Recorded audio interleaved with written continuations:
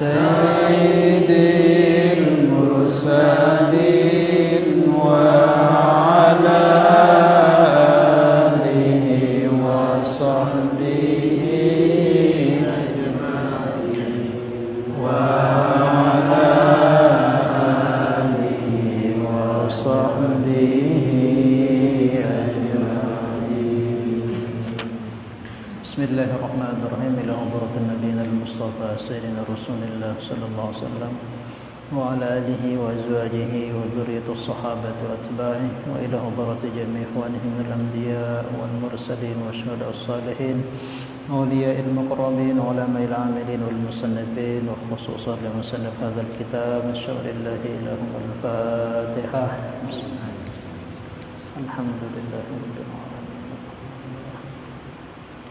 Iyyaka na'budu wa iyyaka nasta'in ihdinas siratal mustaqim siratal ladzina an'amta 'alaihim. Insyaallah kita lanjutkan muzakarah kita kajian fikih. Malam ini insyaallah kita akan membahas mengenai salat-salat sunnah yang mengikuti salat-salat fardu. Beberapa pembahasan kemarin sudah yang jelaskan di salat sunnah itu ada banyak sih. Cuman ulama membaginya menjadi 3. Ada namanya salat sunnah muakkadah. Sudah kita bahas kemarin ada 5 itu. Muakkadah maksudnya sangat ditekankan dikerjakan dengan cara berjamaah. Sudah kita bahas yaitu doa salat hari raya Idul Fitri Idul Adha, kemudian doa salat gerhana matahari dan gerhana bulan, dan juga salat istisqa. Kemudian yang kedua yaitu salat yang mengikuti salat fardu atau at-tabi' lil faraid, salat-salat sunnah yang mengikuti salat fardu. Atau bisa kalau bahasa kita menyebutnya salat rawatib. Rawatib ini masih juga disebut dalam bahasa kita juga dengan sebutan salat qabliyah atau ba'diyah. Jadi nama lainnya bisa disebut at-tabi'u lil mafruḍah, salat yang mengikuti salat fardu, atau bisa disebut dengan sebutan salat rawatib, atau juga bisa disebut dengan sebutan salat qabliyah ba'diyah. Qabliyah salat sunnah yang kita kerjakan sebelum mengerjakan salat fardu, ba'diyah salat yang kita kerjakan selepas menyelesaikan salat fardu. Ini bagian yang kedua. Nah, di sini juga nanti ada pembahasannya. Ada rawatib yang muakkadah yang sangat-sangat ditekankan, ada yang ghairu muakkadah yang tidak terlalu ditekankan tapi tetap sunnah dikerjakan. Ada yang sangat ditekankan, ada yang derajatnya itu biasa. Biasa gitu. Was-sunanu at-tabi'atu lil faraidi, dan salat-salat sunnah yang mengikuti salat-salat fardu. Wa yu'abbaru anha aidan bi sunnatir ratibati, dan disebut juga salat tabi' lil faraid itu dengan sebutan salat rawatib. Jadi kalau ada sebutan-sebutan salat rawatib itu mesti yang dimaksud adalah salat yang mengikuti salat fardu, atau kalau bahasa kita salat qabliyah atau salat ba'diyah. Kayak tadi sebelum maghrib salat fardunya kita salat 2 rakaat qabliyah maghrib, dan selepas salat tadi salam-salam kita salat 2 rakaat namanya ba'diyah. Itulah yang namanya salat rawatib. Nanti isya juga begitu. Nah, di sini ada berapa jumlahnya? Wahya 17 rakaatan. Ada 17 rakaatan. Ada 17 rakaat. Nah, ini secara umumnya, ini belum dibagi mana yang muakkadah, mana yang ghairu muakkadah. Ini intinya semuanya dulu disebutkan, yang qabliyah sama ba'diyahnya secara umum. Nah, nanti yang akhirnya akan dijelaskan mana saja di antara semua itu yang muakkadah yang sangat-sangat ditekankan. Ini secara umum dulu rawatib qabliyah ba'diyah itu ada sab'ata asyara, ada 17 rakaat. Yang pertama rakaatul fajri atau rakaatil fajri. Yang pertama yaitu 2 rakaat sebelum subuh. Rakaatul fajri. 2 rakaat sebelum salat subuh. Di kitab ini kenapa ditekankan dari subuh dulu? Karena sholat sunnah sebelum subuh ini sangat lebih besar pahalanya. Sebagaimana beberapa pertemuan yang dulu, bahwa sholat yang pertama kali diperlukan itu adalah sholat subuh. Nah, cuman Nabi nggak mengerjakannya karena belum tahu caranya. Yang Nabi awal kerjakan sholat zuhur, karena ketika Nabi pulang Isra itu pagi langsung diajarkan Jibril tata caranya, sehingga sholat yang pertama dikerjakan Nabi sholat zuhur, tapi yang pertama diperlukan subuh. Nah, di sini yang pertama sholat rawatib itu yaitu 2 rakaat sholat subuh disebut paling pertama. Kenapa di sini disebutkan innama qaddamahuma li'annahuma afdhalur rawatibi? Karena 2 rakaat sholat sebelum subuh atau sholat fajar ini adalah paling afdolnya sholat rawatib. Kenapa paling afdol? Karena Nabi tidak pernah meninggalkan. Ba'dal witri, dan selepas sholat witir. Jadi ada 2 sunnah, sholat sunnah yang Nabi itu hampir tidak pernah mengerjakan. Tidak pernah ditinggalkan dalam keadaan apapun. Yang pertama sholat qobliyah subuh. Di samping pahalanya besar, memang Nabi nggak pernah meninggalkan, sehingga sebagian mazhab seperti Hanafi itu mewajibkan. Jadi sholat qobliyah subuh itu mazhab mereka wajib. Maka nanti kalau kita lihat jamaah-jamaah dari Pakistan, India itu mesti tidak pernah tidak meninggalkan sholat qobliyah subuh. Itu yang mana di Pakistan itu. Kalau kita kan kalau sudah sholat dikumandangkan fardu, sudah qomat, ketika kita mengerjakan sholat baru harus kita stop. Nah, la sholata ya idza iqamatis shalah falau sholata ilal maktubah. Kalau sudah qomat tidak ada sholat sunnah, langsung ke fardu. Tapi bagi Hanafi, walaupun sudah qomat subuh, tetap mereka diperintahkan mengerjakan qobliyah subuh. Nah, karena bagi mereka itu fardu. Mereka anggap fardu qobliyah subuh. Sama dengan witir juga. Mereka mazhab Hanafi itu witir itu wajib, sehingga mereka nggak pernah nggak witir. Tetap mereka witir setiap tahunnya, setiap sholat malam, setiap habis sisanya mesti mereka witir. Nah, kenapa mereka sampai begitu mendudukkannya seperti wajibnya sholat fardu? Karena memang satu-satunya sholat yang tidak pernah Nabi tinggalkan, yaitu qobliyah subuh sama sholat witir. Paham ya? Nah, kita ini disunahkan kalau memang kita ini istiqomah qobliyah subuh, sebelum subuh itu tetap kita istiqomah.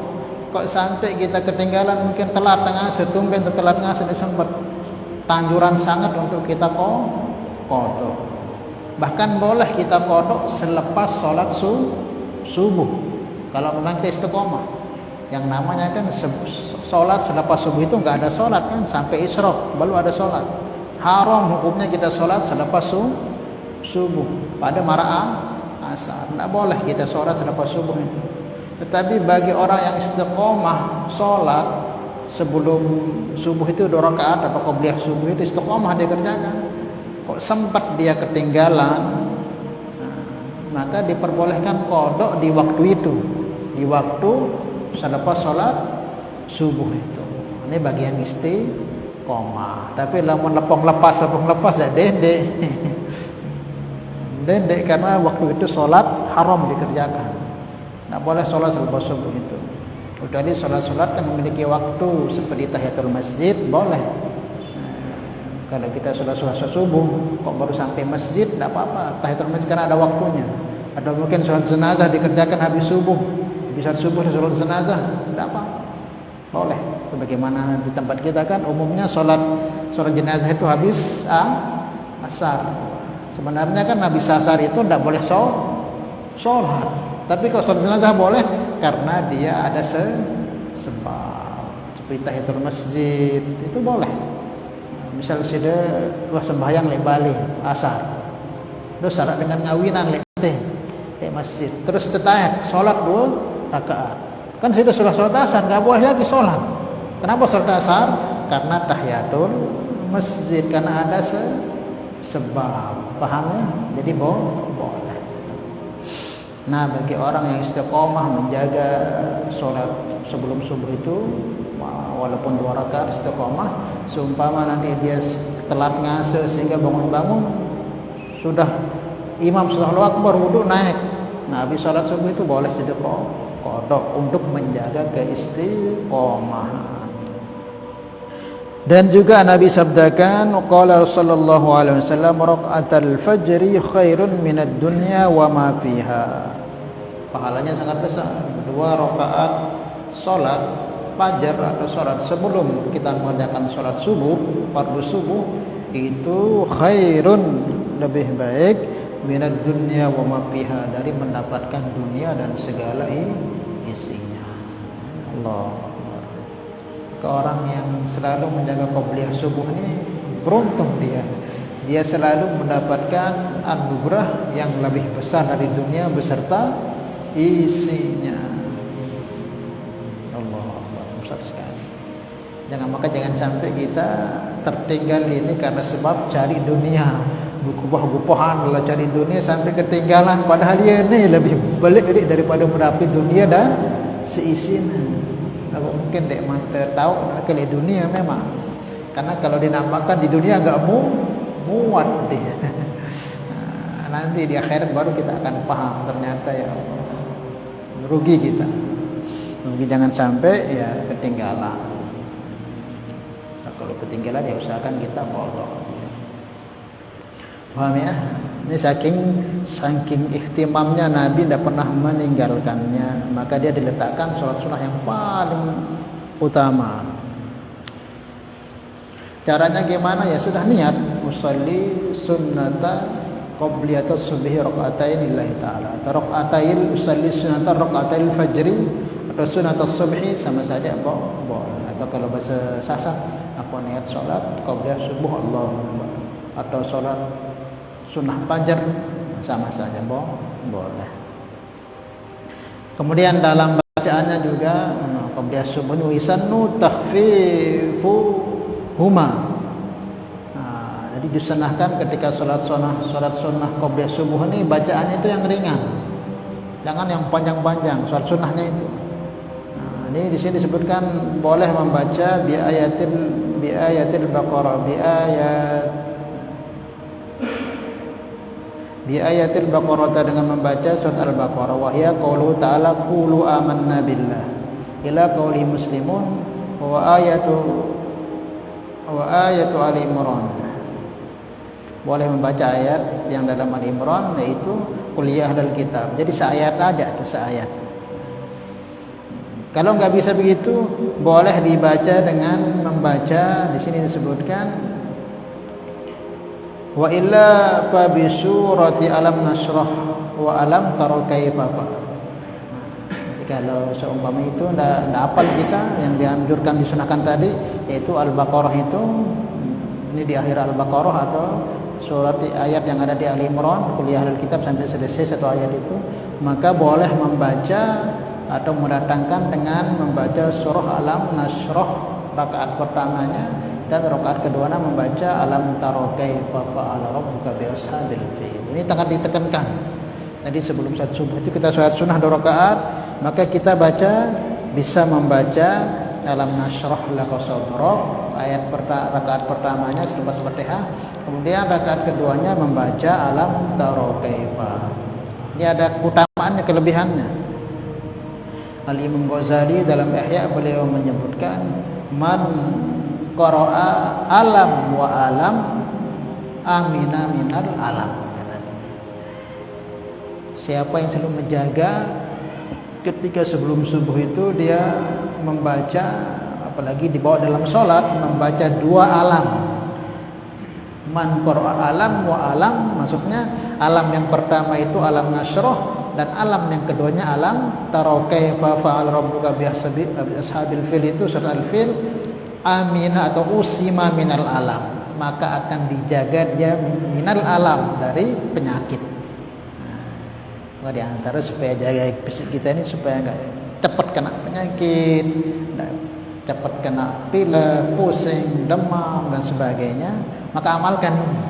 Jadi qobliyah subuh itu baca dua surat ini. Surat yang pertama alam nasrah laka sadrak wa wada'na anka wizrak sampai selesai, dan rakaat keduanya membaca alam taro. Apa insyaallah ya?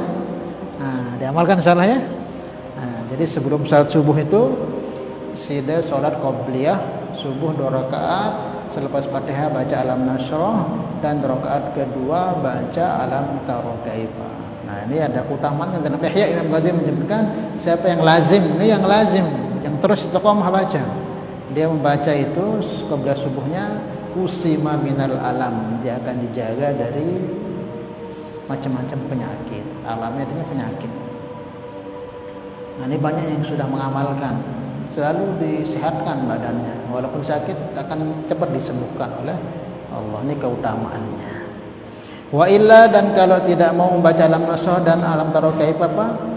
Fa bi suratil kafirun wal ikhlas. Boleh dia membaca dengan surah Al-Kafirun atau Al-Ikhlas. Boleh rakaat pertama baca qul ya ayyuhal kafirun la a'budu ma ta'budun. Rakaat keduanya nanti membaca qul huwallahu ahad. Ini dalam qobliyah subuh. Paham ya? Nah, sebelum sudah salat subuh, qobliyah 2 rakaat dulu. Nah, baca bisa membaca yang ayat yang Al-Baqarah tadi disebutkan, mungkin itu kepanjangan. Bacalah alam nasrah sama alam taro kaifa rakaat keduanya, itu ada keutamaannya. Atau enggak membaca Al-Kafirun dan Al-Ikhlas. Paham ya? Itu yang pertama. Salat rawatib yang pertama yaitu salat qobliyah subuh 2 rakaat qobliyah subuh. Bulan yang kedua wa arba'un qabla zuhri. Kemudian 4 rakaat sebelum zuhur. Ini masih rawatib umum ini, nanti ada yang muakkadah yang 17 itu. Yang kedua yaitu 4 rakaat sebelum zuhur.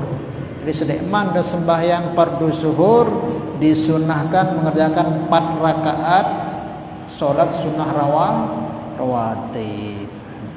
Ada yang mengamalkan? Nah, ada keutamaannya.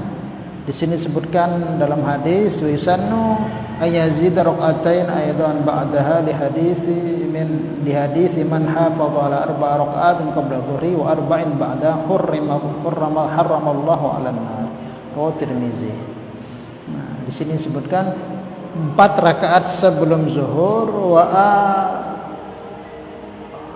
rak'atani ba'daha, dan 2 rakaat selepas zuhur. Jadi yang pertama tadi 2 rakaat selepas subuh itu sudah 2. Kemudian 4 rakaat sebelum zuhur dan 2 rakaat selepas zuhur. Jadi zuhur ini sudah kerjakan sebelum salat zuhur itu yang wajib itu 4 rakaat, 2 rakaat salam tambah 2 rakaat. Baru wirid muqamat. Nanti selepas zuhur salat lagi 2 rakaat salat sunnah. Itu disunnahkan. Tetapi dalam hadis riwayat Imam Tirmizi disebutkan di syarahnya ini, kalau bisa wa yusannu ayazida rakaataini aidan ba'daha, disunnahkan untuk menambah lagi 2 rakaat selepas 2 rakaat selepas zuhur itu. Tadi kan rawatibnya itu 4 rakaat sebelum zuhur, kemudian selepas zuhur itu 2 rakaat, tapi disunnahkan juga tambah 2 rakaat sehingga menjadi 4 rakaat. Berarti 4 rakaatnya itu sebelum zuhur, dan 4 rakaat sebelum, dan 4 rakaat selepas zuhur. Kenapa ditambah? Karena ada hadis yang menyebutkan wisanu, dan disunnahkan ayazida untuk dia menambahkan rakaatai ini ayat 2 rakaat juga ba'daha selepas 2 rakaat selepas zuhur itu. Di hadis karena hadis man hafadha ala 4 rakaatin qabla zuhri, siapa yang selalu menjaga salat sunnah 4 rakaat sebelum zuhur, maksudnya ya 2 kali terus salam, salat lagi 2 kali. Wa arba'in ba'daha, dan selepas salat fardu zuhur itu juga tambah 4 rakaat salam 2 kali. Apa padilahnya? Haramallahu 'alan nar, Allah akan haramkan dia disentuh neraka. Itu keutamaan. Man hafadha, barang siapa yang selalu menjaga ala 4 rakaatin, atas 4 rakaat salat sunnah qabla zuhri, sebelum zuhur 4 rakaat, wa arba'in ba'daha, kemudian 4 rakaat selepas salat zuhur itu, haramallah, Allah akan haramkan dia disentuh alan nar, oleh api neraka. Jadi mudah saja. Maka kata ulama, guru tiang katakan orang, ciri-ciri orang itu tidak akan masuk neraka itu, akan dijauhkan di neraka itu di dunia sudah ada ciri-cirinya. Di antaranya itu pasti orang itu akan diberi istiqomah jaga sholat sunnah sebelum zuhur. Kalau orang ini ciri-ciri akan dijauhkan di neraka, kelak mesti beri topik dia untuk jaga ini 4 rakaat sebelum zuhur dan 4 rakaat selepas zuhur. Tapi kalau kita belum banyak istiqomah, ya mungkin akan diselamatkan, tapi jalan-jalan amal yang lain. Tapi kalau orang kok bisa tetap tidak pernah ketinggalan dijaga ini 4 rakaat sebelum zuhur dan 4 rakaat selepas zuhur, ya, tetap dijaga, tidak pernah ditinggalkan, oh berarti ini memang sudah ada isyarat dia akan diselamatkan dari neraka. Hah? Maksudnya? Tahiyatul masjid. Maksudnya berapa? Tahiyatul masjid. Lamun sudah taek ke masjid, misal ngebang taek, langsung wah niat qobliyah. Karena kalau sudah niat qobliyah itu sudah terhitung juga tahiyatul masjid.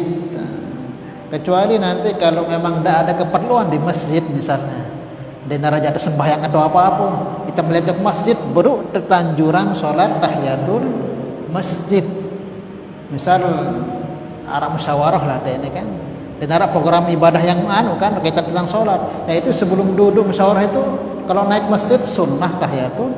Tapi kalau kita ini sholat fardu, langsung sudah sholat itu niat qobliyah zuhur atau qobliyah asar. Tapi kalau memang panjang, misal waktunya panjang, bisa ini sampai 6 rakaat, si dia mau meniatkan khusus tahiyatul masjid juga mau, atau si dia mau gabungkan juga sudah langsung itu niat tahiyatul masjid langsung sama qobliyah zuhur atau maghrib, langsung dapat pahala. Atau mungkin si dia tidak niatkan tahiyatul masjid, tetap akan dapat pahala. Karena tahiyatul masjid itu apa namanya? Sholat untuk memuliakan masjid. Berarti kalau kita masuk ke sholat sunnah, itu termasuk dalam kategori memuliakan masjid. Paham ya? Ya, tergantung sudah niatkan. Kalau yang biasanya langsung aja sudah niat qobliyah zuhur atau qobliyah subuh, ya terhitung sudah itu memuliakan masjid. Yang nggak boleh itu kita masuk masjid langsung duduk. Nanti harus kita beri penghormatan. Kita masuk ke rumah raja aja di dunia ini sembarangan duduk langsung, jangan, mesti kita persyaratan dulu, temu ini. Nah, masjid itu juga ini rumah Allah, maka paling minim kita menghormati masjid ya jangan duduk sebelum sholat 2 rakaat qobliyah tahiyatul masjid. Paham ya? Tergantung sudah niatkan. Salah kita jaga ya, jangan sampai ketinggalan. Itu yang kedua. Berapa jadinya? 2 rakaat qobliyah subuh, 4 rakaat sebelum zuhur, sama 2 rakaat sebelum zuhur, berarti sudah 8. Kemudian wa arba'un qabla al-asri, kemudian 4 rakaat sebelum asar.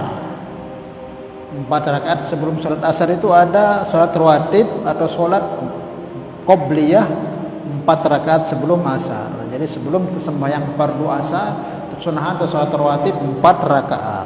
Nah, ini pun ada padilahnya. Disebutkan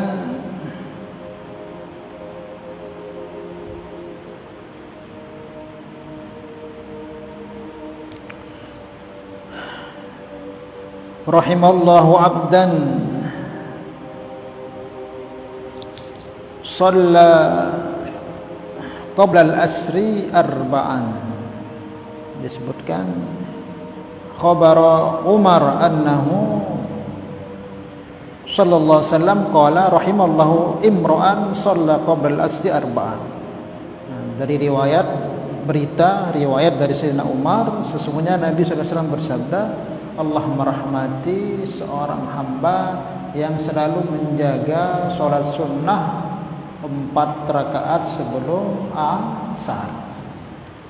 Jadi Masya Allah, luar biasa untuk mendapatkan rahmat kasih sayang Allah itu. Dengan kita menjaga sebelum fardu asar itu, kita disunnahkan untuk mengerjakan sholat 4 rakaat atau sholat qabliyah asar itu 4 rakaat. Kenapa? Ya, di samping itu satu rawatib dan juga memiliki fadilah keutamaan. Allah merahmati seseorang entah laki-laki atau perempuan, sebelum sholat asar itu dia sholat 4 rakaat, sholat sunnah, salam 2 rakaat, salam kemudian tambah 2 rakaat. Paham ya? Rawahu Ibnu Huzaimah wa Hibban wa sahahu, dan ini hadis ini diriwayatkan juga oleh Imam Ibnu Huzaimah dan Imam Ibnu Hibban, dan beliau mensahihkannya. Insyaallah kita jaga ya. Biasanya itu kan komat doang terdatang. Komat doang terdatang enggak. Yang penting kan fardu, iya. Penting juga sunnah. Kita kan juga enggak tahu ini yang fardu ini sempurna kita kerjaan. Kadang telat, kadang. Maka supaya penyempurnanya nanti itu yang kurang-kurang itu ya sholat-sholat sunnah qabliyah ba'diyah itu, maka kita jaga. Kita jaga. Itu. Dan ini tidak ada disebutkan selepas asar, karena selepas itu enggak ada sholat. Wa raq'atani ba'dal maghrib, kemudian 2 rakaat selepas maghrib. Jadi 2 rakaat selepas maghrib juga. Jadi selepas maghrib kita sholat 2 rakaat. Jadi berapa sudah itu? Subuh 2, maghrib 6, asar 4, berapa jadinya? 12 sudah.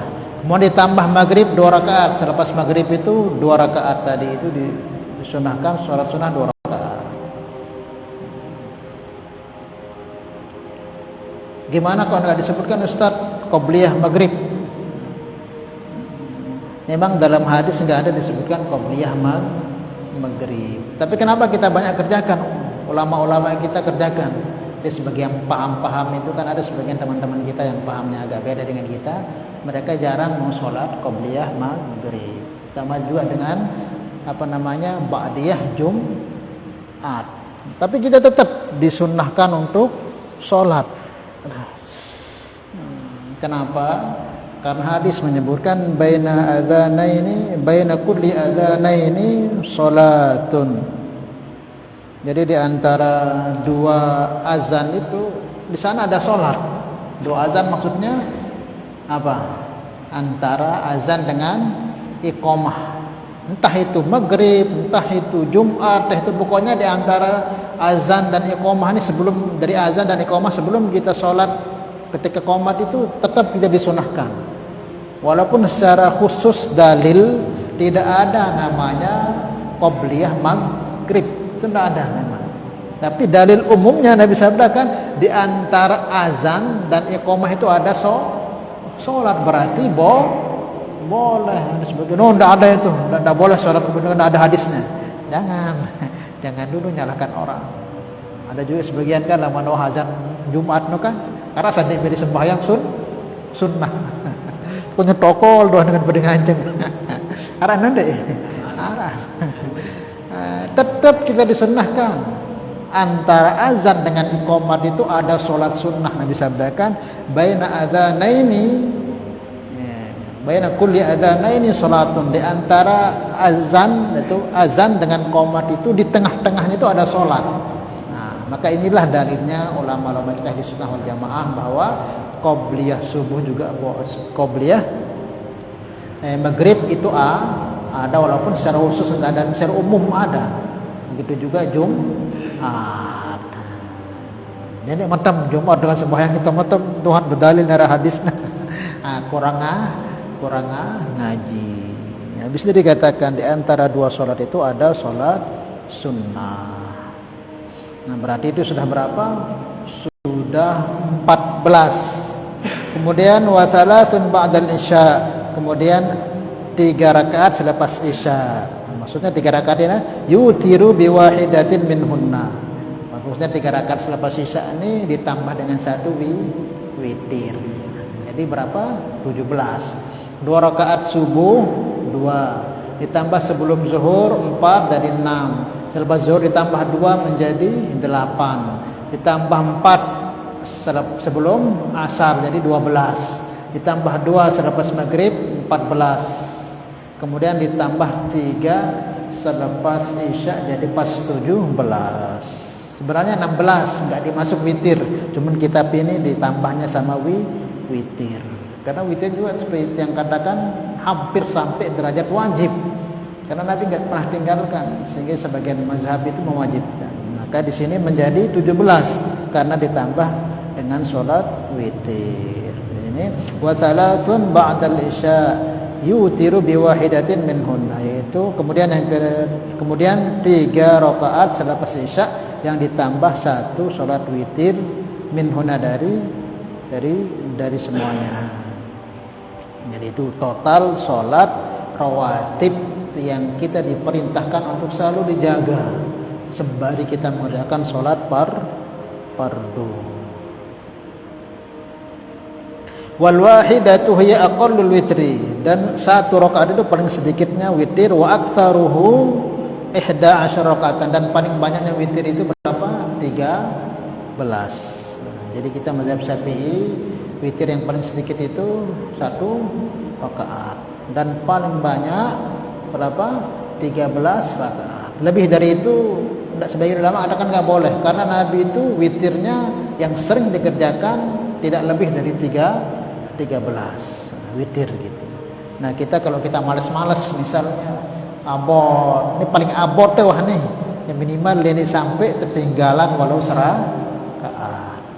Makanya kalau memang nanti kita yakin gak bisa bangun, ya sudah, habis isya ini kita sholat 2 rakaat qabliyah isya, tambah 1 rakaat saja witir, supaya kita tergolong mendapatkan keutamaan autiru ya ahlal Quran, wahai orang-orang yang beriman, witirlah ahlal Quran, maksudnya itu orang-orang beriman. Ya, kita ini orang-orang yang dibeli Al-Quran, dibeli kalam Al-Quran, maka jagalah oleh kalian sholat witir. Tambah 1 rakaat aja, jangan sampai tidak witir. Innallaha al-witra yuhibbul witr. Allah itu zat yang tunggal, maka senang yang ganjil-ganjil. Salah ya?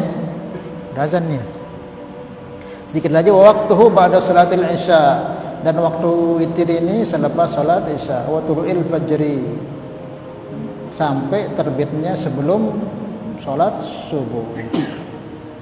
Walau au taraka qabla isya amdan aw sahwan lam yu'adda bihi, dan siapa yang salat witir sebelum salat isya maka tidak dihitung witir. Jadi witir itu kapan?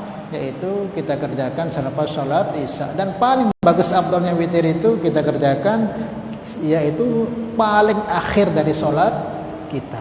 Jadi engkah tegawi salat lain witir jadi penutupna. Paham ya? Wallahu a'lam. Lagu alamat witir la isya sempat waras tahajud, denek malik witir karena waktu witir le isya. Kan sebagian mengatakan witir malik din apa-apa, ya enggak bisa witir 2 kali sehari, itu sekali aja. Makanya kalau kita yakin bisa bangun tahajud berarti enggak usah witir di isyanya, nanti aja pas tahajud. Tapi kalau kita yakin enggak bakalan tahajud, witir sudah langsung di salat isya, bisa 1 rakaat, 3 rakaat, 5 rakaat dan seterusnya. Wallahu a'lam. Nah, besok insyaallah pertemuan yang akan datang kita bahas mengenai yang muakkadah, yang sangat ditekankan secara umum dulu, yang gairu muakkadah. Wallahu a'lam bishawab. Kemudian yang ditanyakan? Iya.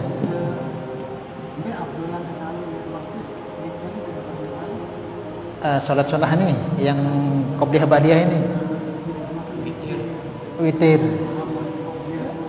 Lamun ndek kalegot dan ibale bare harap gangguan anak, ke harap gangguan bare. Oh, sepi. Paling bagusnya sebenarnya di rumah kita diperintahkan untuk memberi cahaya rumah kita. Wala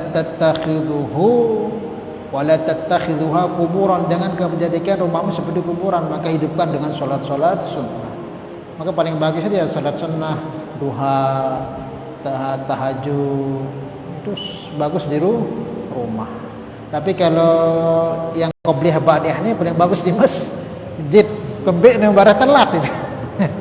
Sembahyang tadi itu tadi kohmat, baru bubuh-bubuhan dah pelai jak masjidnya paling bagusnya menurut ya sebagian ulama, walaupun tetap salat sunnah itu bagus di masjid. Tapi kalau namanya ba'diyah ini bagus di masjid supaya kita enggak komat bare bubuh-bubuhan telat, bagusnya di masjid. Tapi boleh saja mau kerjakan di rumah boleh. Ada lagi? Boleh mau qobliyah, mau ba'diyah, mau duha, mau apa, boleh di masjid. Tapi jangan sampai kita enggak beri hissah bagian juga rumah kita untuk kita kerjakan sholat supaya bercahaya, ya, bercahaya rumah kita. Jangan seperti kuburan. Ada lagi? Ya. Sholat istisqa itu sudah kita bahas minggu yang kemarin. Itu 2 rakaat saja. 2 rakaat itu pun kayaknya di tempat kita ini nggak pernah dikerjakan. Saat istisqa itu sholat kita minta diturunkan hujan. Istisqa. Ada lagi. Tatkala pancekelik mungkin 10 tahun di rumah hujan. Hanya disuruh sholat sunnah istisqa, minta supaya Allah turunkan hujan. Seperti syarat yang kemarin. Ada lagi istikharah. Istikharah itu sholat kita minta kebaikan gitu. Mungkin arah si pola nenek anak tadi jadi merari lagu 2 pilihan bisa bagus, maka bagus istikharah. Atau mungkin sekali pilihan lagu ini pas satu ndek nih pilihan, maka disunahkan sholat. Jadi hal-hal yang agak meragukan itu disunahkan sholat. Tapi kalau yang bagus, misalnya perjalanan ini bagus, agama di perlu istikharah no. Misalnya pengajian nih, harus istikharah dulu. Kalau atau ndek nih, jangan, kalau jelas kebaikannya itu jangan istikharah. Dia tidak lalu ngaji, nanti ngaji itu harap pengajian. Udah duduk istikharah. Ini bodoh ini. Nah, istikharah itu kalau misal ini ada pekerjaan ini. Ini pekerjaan ini bagus ndek ini. Padahal dia halal, ya bagus soalnya. Lagu itu masih ragu-ragu, dia nalak riba dan lagu itu ragu-ragu. Nah, supaya mantap sunnah atau istikharah. Supaya lebih petunjuk. Kalau mantap nanti Allah akan beri kemantapan. Kalau kita ragu-ragu, nanti akan ada jalan juga kalau ada istikharah. Itu dalam hal-hal yang masih meragukan dan yang baik. Tapi kalau sudah yang jelas itu kebaikannya seperti lalu ngaji, seperti kebaikan-kebaikan dan apa istikharah langsung. Insyaallah ya. Nah, itu 2 rakaat. Nah, insyaallah ada lagi? Cukup? Boleh kita kerjakan dengan satu salam dan boleh, cuman afdolnya dipisah. 2 kali salam, semuanya sholat sunnah itu afdolnya, walaupun ada yang membolehkan itu pun afdolnya dipisah 2 rakaat. Nah, kalau witir gimana Ustaz? Kalau kita kerjakan 3 itu langsung 1 kali salam, boleh, tapi yang paling afdol dipisah 2 rakaat salam, nanti tambah 1.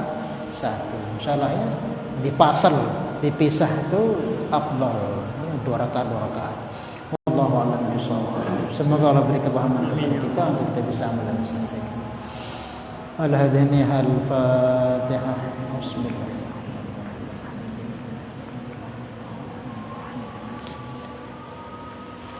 Ya kana Allah ya kana nasta'in siratal mustaqim siratal Salatullah Salatullah